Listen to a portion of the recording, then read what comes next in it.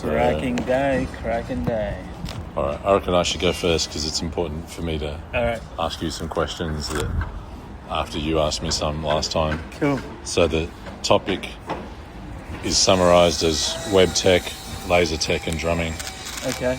So you've recently been exploring using AI to aid you in your web development pursuits. Mm-hmm. In regard to music though, would you use AI if it could help your drumming chops? For instance, somehow boost your speed and accuracy? Or is self-expression the main goal in you getting onto your drum kit? Oh, nice. I would definitely use AI for music. Yeah. In fact, I was thinking about it last night. All right. There's this, there's a AI suite that you can get through Google. Yeah. And it's got music creation on there. I haven't delved into it at all, but I'm definitely keen for it. Yeah. Like with those things, with the aid of AI, I would definitely implement it to practice to.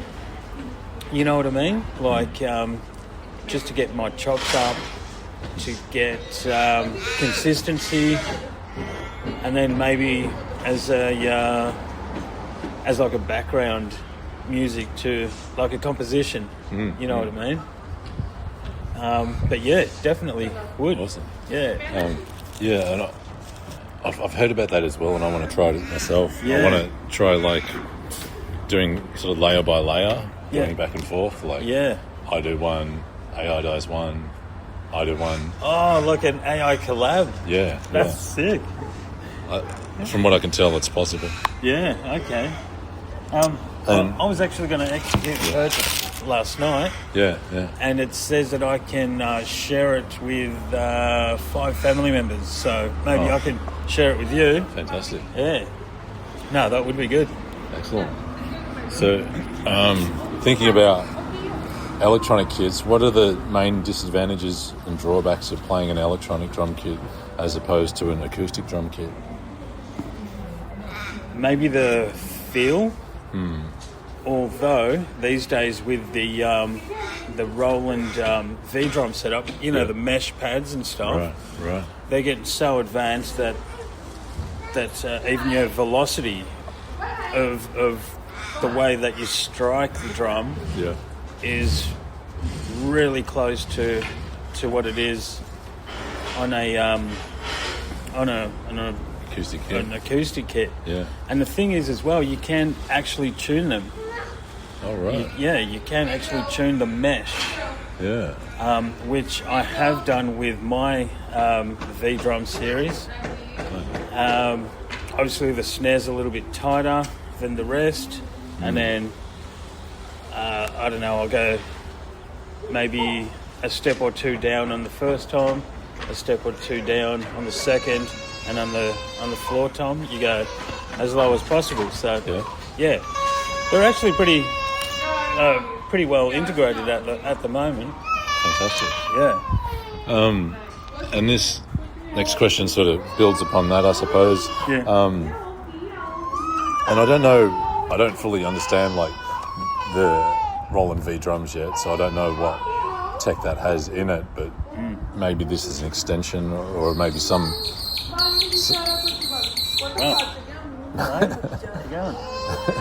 maybe some aspects are already in the drums, but if you could have electronic drums that make different sounds depending on the region of the drum head you hit, would that be good, or would that be like too much information?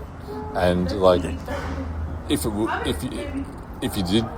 could make use of that, could you use UV printing to make custom skin designs that map out the regions and indicate how to play them? Wow! Yes. Holy moly! So there are zones that you can program on the actual kit. Oh, fantastic! You can do rims, you can do around the edge, and you can do full-on hits. Yeah. And with the cymbals as well, they're chokeable. Oh, yeah. So you play your cymbal, and then you choke it, and it clears the sound. Fantastic! So that would be amazing, and I would definitely try to put like you'd have to code a program or something, or would code a program together to try and make the visual representation of what we're playing. That'd be awesome. Yeah, because I think like you say, the different regions have different function or sounds or functions, and there's choking and stuff. Yeah, I would imagine there's MIDI control values for all of these things. Yes. Triggers or controls. Yep. So, yeah, I'd really like to try and hook that up to the modular synth. And, that'd be amazing. yeah, so you'd have either like control the timbre of the sound or effects that it triggers. Yeah. Like, on my particular drum unit, I have 2 MIDI outs as well, so fantastic. we could definitely do that. Or we can go 1/4-inch jacks, or we can, it's definitely possible. It gives you the trigger outs as well. Yeah. All right, excellent. That'd be sick. Yeah.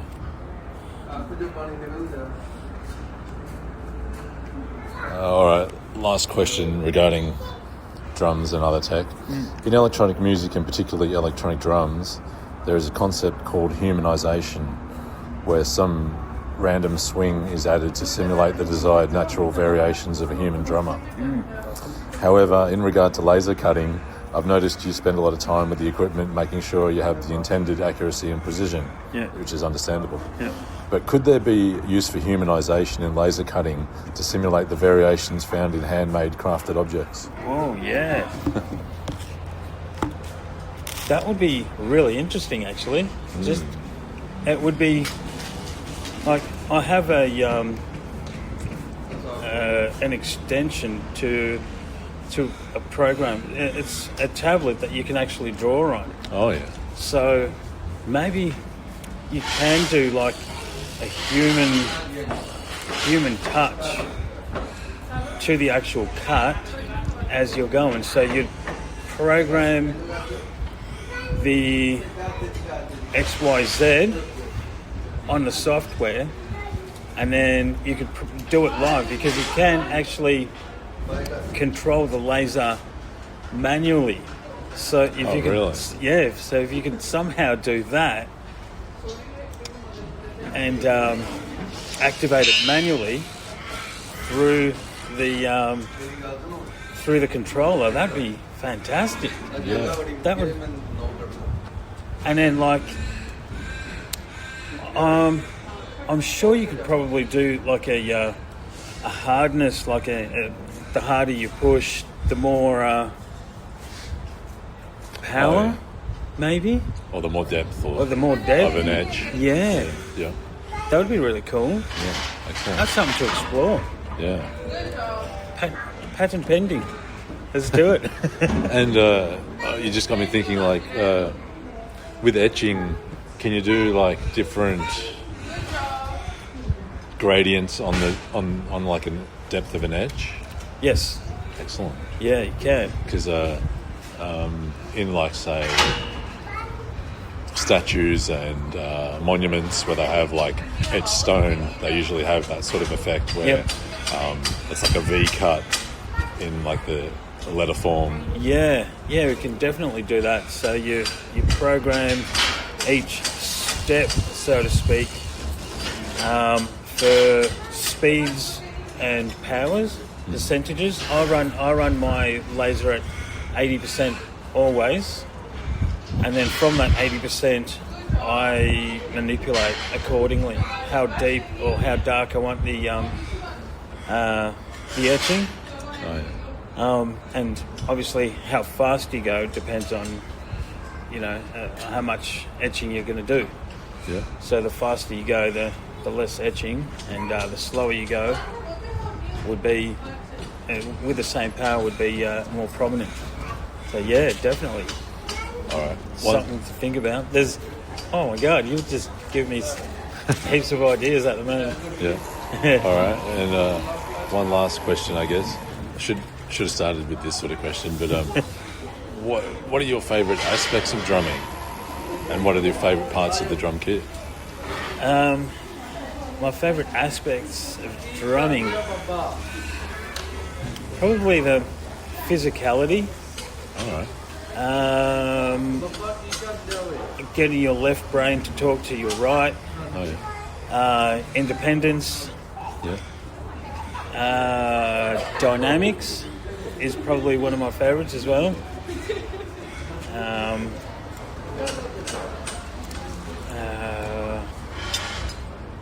And what do you mean by dynamics? Like how hard you hit? How hard? Yeah, exactly. So going mezzo forte to forte to to light, heavy, and anything in between, with accents and stuff, and all that type of jazz is cool. And I'm always amazed how you seem to like even play like melodies, even though the drums, it's not like it has like A, B, C, D, E, F, G on it. Yeah. It still has pitch. Yeah. To some degree. Each skin head. Yeah. Or drum head has the ability to vary the pitch depending on dynamics. Yeah, that's it. So I originally got that when we started playing. Yeah. What's that? 93, 94, something yeah, like 93, 94. I got a Dave Weckl VHS. Yeah. And he was talking about tuning your drums. So, yeah, definitely from that. And obviously listening to you guys tune your instruments. Yeah, there's definitely something to be had there in regards to drums and not just being a rhythmic device. A rhythmic device, yeah. Terry Bozzio, I think, does a lot of things like that. I think he was. Did he play for Zappa for a definitely. while? Yeah. He definitely tuned his things. And there's also those rotor drums that I used to have. Oh yeah. That the more you turn it, it changes the pitch. Was Bozzio famous for having like a massive kit? Yeah, it was huge. Yeah, it was almost too much, I think. But he used every bloody bit of it. So yeah, he's also very funny, Terry Bozzio, in the Zappa band. Oh, really? He really cool. Got involved in Zappa's humour and sort of like nice. acted it out and was singing some songs. Sweet. I was watching I think it was a Frank Zappa documentary on Netflix. Oh yeah. Yeah, very interesting dude growing up. Yeah. Oh, definitely. He learnt music by going to the library. Yeah, that's how self-determined he was. Yeah, that's amazing. And I heard his. I think I saw that his old man was in the military or something. Yeah. So, They had gas masks next to the front door when they were growing up. Yeah. Because something might have popped off. Yeah. So, yeah. Were they preppers or were they just like? No, that was what they were supposed to do because they were in the military. Yeah. And his father worked with chemistry and chemical weapons. Oh, that's right. Oh, it was his dad. Yeah. Cool. Was that thing that I sent you last night? Yeah. Yeah, I thought I'd seen it somewhere else as well. Yeah. In regard to that, I don't necessarily believe that the CIA was creating countercultural movements as such, but I do think they were involved in like distributing drugs to see like what the effect would be. Yeah, I heard they had what's that guy, Charles Manson? They were feeding him stuff in prison. So I wouldn't put it past him, but to touch on the what's it called, the hippie culture and whatnot. I think you're right there. They didn't push on that. Yeah. It just happened to be what was going on at the time, I think. Yeah. But quite interesting. Yeah. That's all the questions I got for you. Sorry, I'll have more next time. No, that's all right. I've got a couple for you. All right. I'm going to read straight off my script here. Since you have a background in both traditional instrumentation with the bass and a complex electronic systems such as modular synths and coding, you have a unique opportunity to explore the physical versus digital tension in your music. These questions are going to be focused on your experience as a bassist and perhaps bridge the difference in those two worlds. This is called the bass perspective on electronic music. The physicality of bass. As a bass player, you're used to the tactile physical feedback of strings against wood.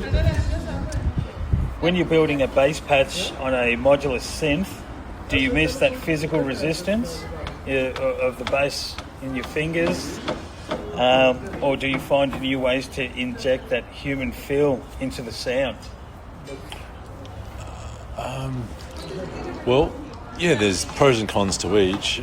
Definitely with the real bass guitar, the electronic instrument, you're able to be way more nimble.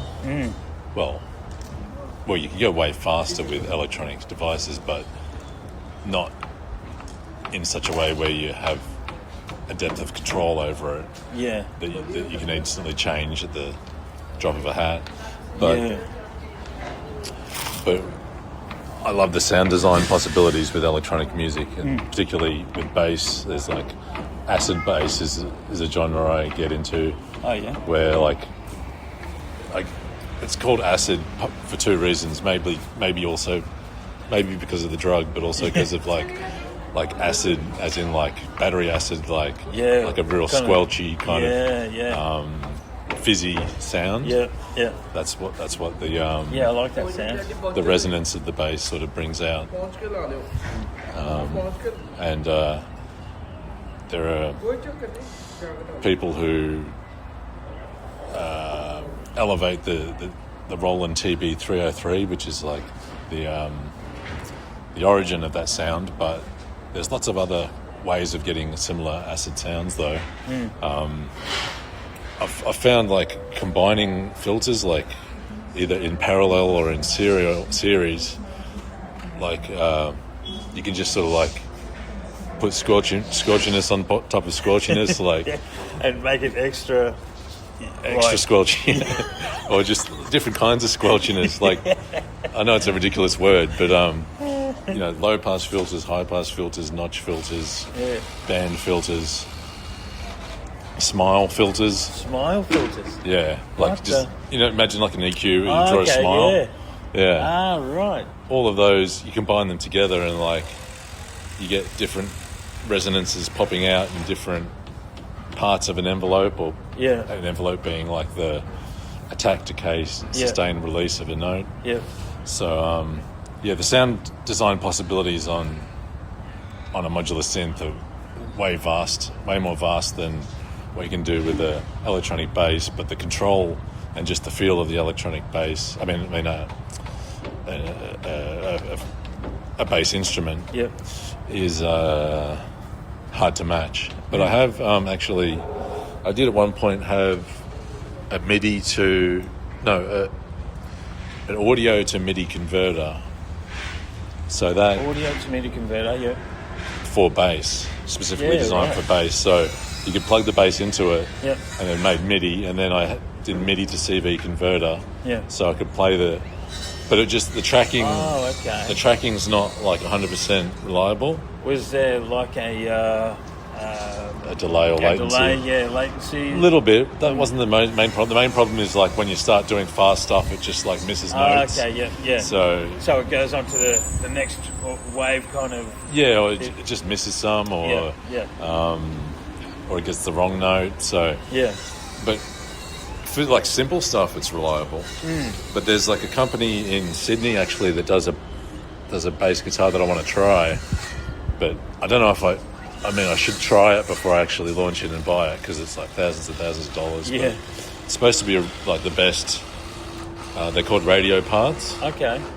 And they do a bass guitar that's supposed to be like the best, most reliable and accurate bass to MIDI. Oh, okay, cool. And it's got an actual like MIDI. As far as I understand, like MIDI is integrated into the bass. Right. So, would that be like the The Shuriken guitar that you can. Shuriken? Yeah. Don't know about that. Different companies have approached this, but Radio Parts is supposed to be a leader in terms of accuracy of the signal you get. Cool. That Shuriken guitar is played by, I don't know if you heard of a band called 12 Foot Ninja. They're a Melbourne band. All right. I've heard you mention them, yeah. Yeah, they were really good. They've broken up now, unfortunately, but All right. this guy, Stevich, he uses a guitar that you wonder where that sound is coming from, and it's Yeah. actually him playing it. So Yeah. it could be something similar. Yeah. He is Australian, so it might actually be something very similar.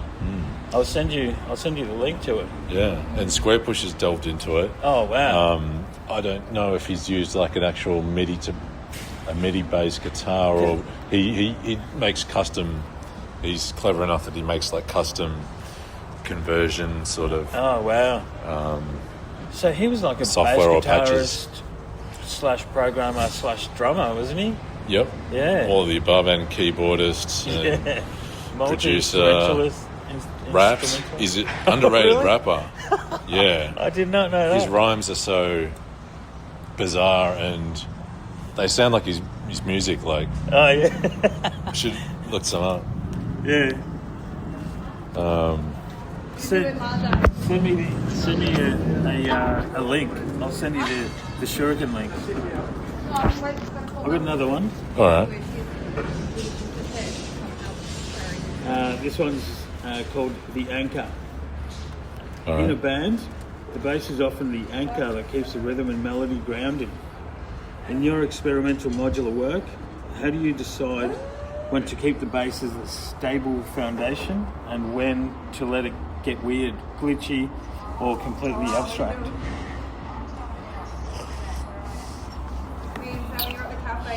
I probably need to get better at that. I need because yes, it does make sense to establish the bass line as an actual foundation before you start. Before you start anything else, yeah. Yeah, so then you can sort of like have a pattern upon which you're creating variations on or deviating from. But Have you delved into odd times? a little bit, yeah. I like 5/4 and 7/4. Yeah. Anything beyond that's pretty difficult, Yeah. I reckon. But Because I was thinking, listening to a lot of your modular synth music, it feels like the bars could be, 21/8, or Yeah. it's Yeah. just huge bars. Yeah, yeah. Is that by design? sometimes, I'm experimenting with like clock dividers that go beyond 4/4 for sure. Yeah. But I was going to say that when I started improvising, that sort of ruined me for like learning. Somehow that made it hard for me to like learn. Structure, kind of. Yeah, structure, like- Yeah, me too. My brain just got used to the idea that when I pick up the bass, I make You can sound. just go anywhere. Yeah, Yeah. it's like thinking. Yeah, exactly. And so And going you back, play off your faults, kind of thing. You know what I yeah, mean? So yeah. that's a really good point. Yeah, and Herbie Hancock's got a famous little saying about that where he Miles Davis, he played something wrong and Miles Davis made it sound correct. But That's brilliant. we might have to leave it there because I've got to get back. Yeah, no worries. But that was good. Yeah, absolutely.